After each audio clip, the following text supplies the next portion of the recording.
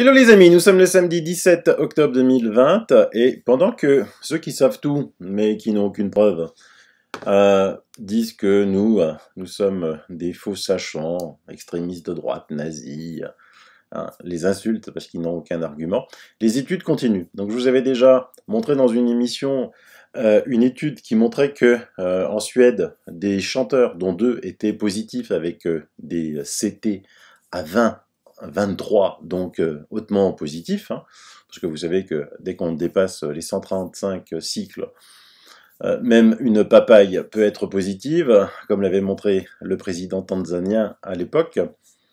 Et ben ces chanteurs-là, on avait pompé l'air et on n'avait trouvé aucune trace du Covid en arrêt au sol. Donc là, il y a encore une étude encore énorme qui a été faite, que je vous mets dans les liens, comme à mon habitude. Elle fait 53 pages, elle a été faite commandée par des avionneurs. Qu'est-ce qu'ils ont fait?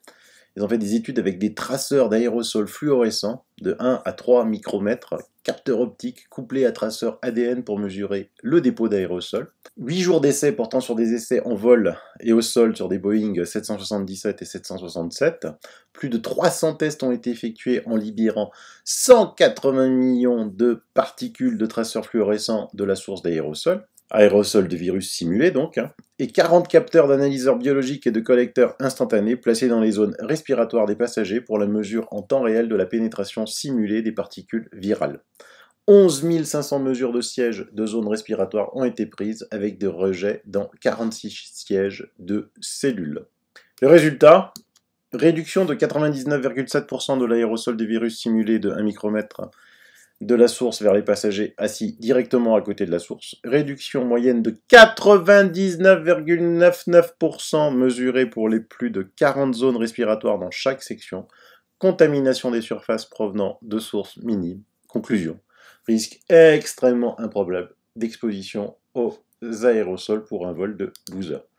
Encore une étude scientifique qui montre que le virus ne circule pas en aérosol. Alors attention, quelqu'un qui est positif, qui a le virus, qui postillonne, évidemment ce postillon, il y a de la charge virale dedans, bien évidemment.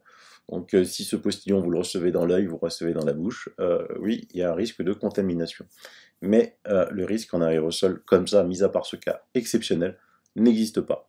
Et donc on va aller voir, encore une fois, je vous avais déjà parlé aussi de la fantastique société l'unité comète de Marseille, dans mon émission L'excellence marseillaise.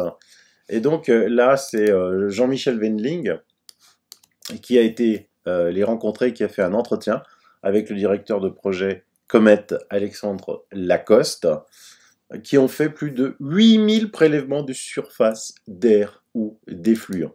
Je vous mets évidemment tout l'article pour le lire tranquillement chez vous à la maison.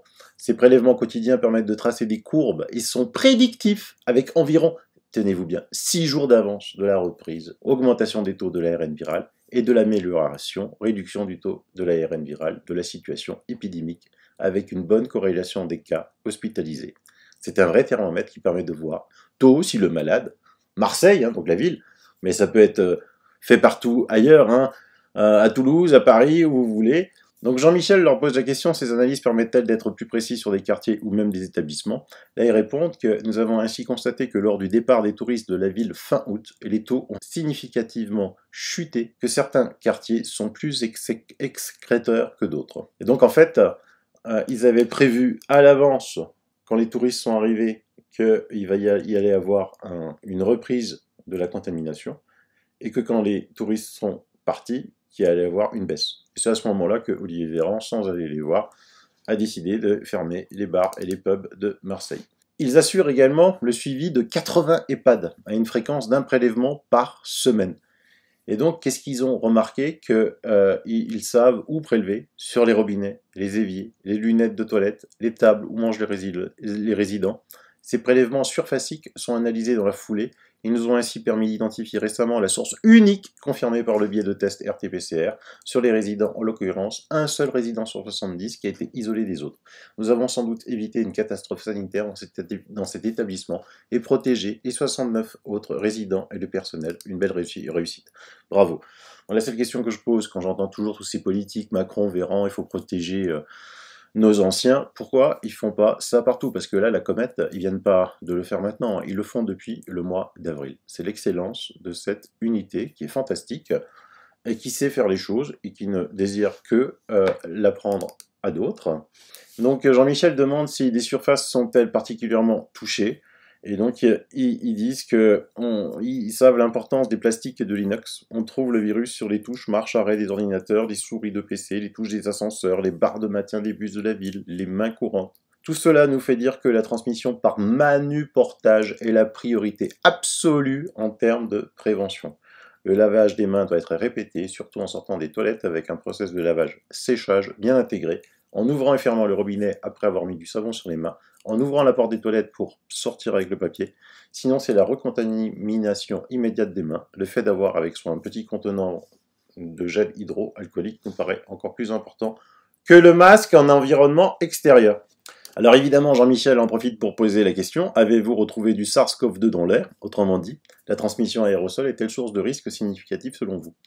La situation, si elle a pu être confirmée dans certains travaux scientifiques, est exceptionnelle et la charge virale dans l'air ne semble selon nous pas suffisante pour être infectante, sauf cas particulier en chambre de malades qui toussent chez lesquels on fait de l'aérosolthérapie. Les prélèvements surfaciques, par exemple sur des filtres de CTA, centrale de traitement de l'air extrait des bâtiments, sont tous négatifs sur les ERP ou bâtiments sur lesquels nous avons investigué, ce qui est plutôt extrêmement rassurant. Donc là, c'est quand même extraordinaire. Ces gens-là qui sont capables de trouver ce virus partout sur des surfaces, sur des toilettes, les distributeurs de boissons, n'en trouvent pas dans les centrales, là où on traite l'air. Vous vous rendez compte? Dans les filtres où on traite l'air. Et donc, ils disent à la fin, il suffit d'une volonté politique et le transfert de compétences se mettra en place. Nous sommes prêts. Donc la question qui se pose, pourquoi? Alors maintenant, si on fait le parallèle, parce que vous avez vu hier, je vous avais montré que malgré qu'on fait le couvre-feu de 21h à 6h du matin, les clusters sont en entreprise, principalement, dans les transports publics. Donc partout on porte des masques. Et pourquoi? Parce que en entreprise, les types ils se baladent avec un masque. Oui, d'accord, mais la machine à café, on la désinfecte. La porte des toilettes, on la désinfecte. La lunette des toilettes, on la désinfecte. Là, on va se laver les mains, on le désinfecte. Quand on s'échange des papiers, on désinfecte. Et au collège. Les pauvres collégiens sont obligés de porter un masque. On a vu maintenant, ça fait plusieurs fois, que ça ne servait strictement à rien. Par contre, là, il va y avoir la saison des rhumes. Donc, vous ne pouvez pas empêcher quand même les gosses de se moucher. Donc, on enlève le masque, on se mouche. Si on a le Covid, on va s'infecter les mains. Ensuite, il touche la table, bien évidemment. Pendant 1 heure de cours, il touche la table. Ensuite, on change de salle. Et un autre élève vient. Bon, certes, il a son masque, lui, mais il va toucher la même table. Et cette table va être touchée par 6, 7 élèves différents dans la même journée, multiplié par le nombre de tables, multiplié par le nombre d'élèves. Et puis, les poignées de porte, les toilettes chez les enfants, les casiers, et ainsi de suite, et ainsi de suite, et ainsi de suite. Donc vous voyez que plus on fait des études, sans dire je sais, pourquoi le virus se transforme en aérosol? Ah, Fauci l'a dit. Ah bon? Et Fauci, il a fait des études. Les études, c'est nous qui les avons. Et toutes les études mènent maintenant à une transmission à 99,999% manuportée par les mains. Donc libérer les gens de ces masques stupides, libérer l'économie française de ce couvre-feu complètement stupide. Je voulais encore vous parler de ça. France, 17 octobre, absolument plus aucun cas de grippe de tout type détecté dans l'hémisphère nord depuis le 22 mars selon l'OMS. Encore un excellent tweet de Bio, que je vous recommande de vous abonner. Donc regardez ça, cette courbe fantastique, jamais vue dans toute l'histoire de l'épidémiologie.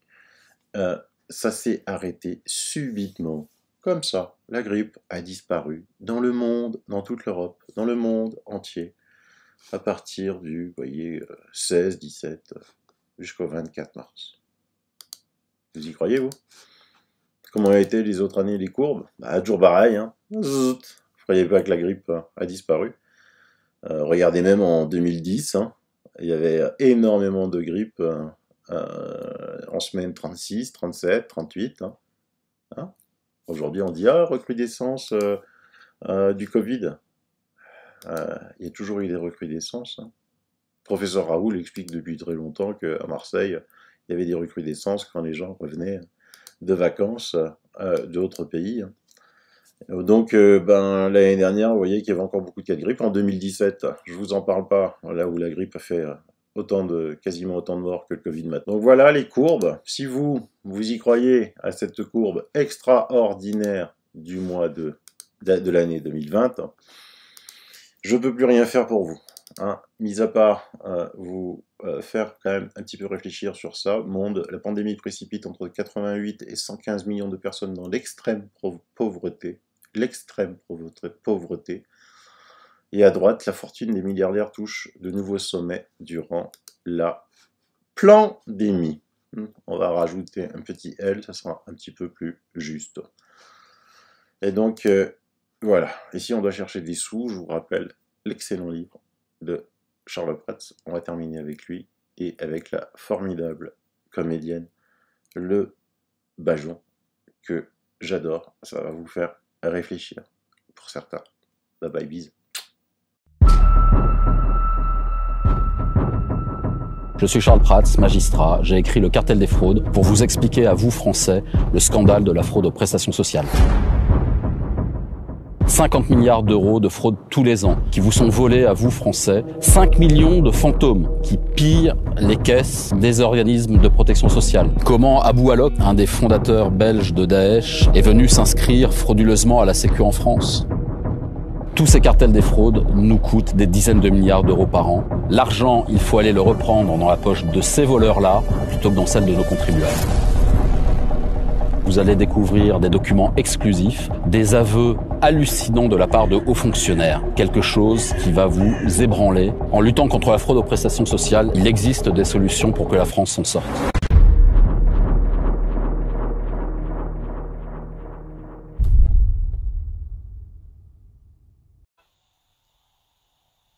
Je suis désolée, je ne veux pas être responsable de ça. Je ne veux pas empoisonner les gens qui me font manger.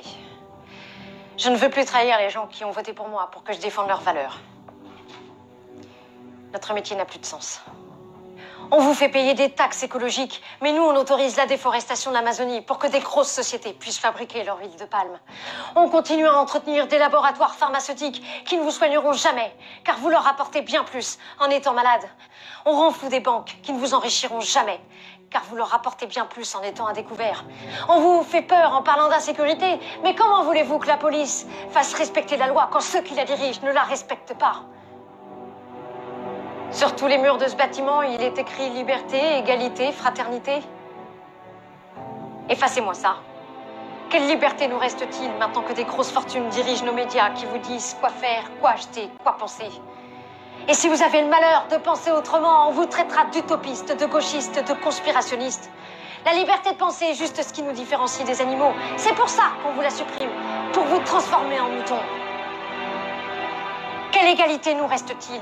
Quand nous, représentants de la France, nous gagnons plus de 5 000 € par mois, pendant que plus de 6 millions de ceux qu'on représente vivent avec moins de 900. Quelle fraternité nous reste-t-il quand on tire des missiles qui valent des millions à l'autre bout du monde pour tuer des gens qu'on ne connaît pas, alors qu'on retire les moyens de soigner des infirmières qu'on muselle dès qu'elles osent manifester?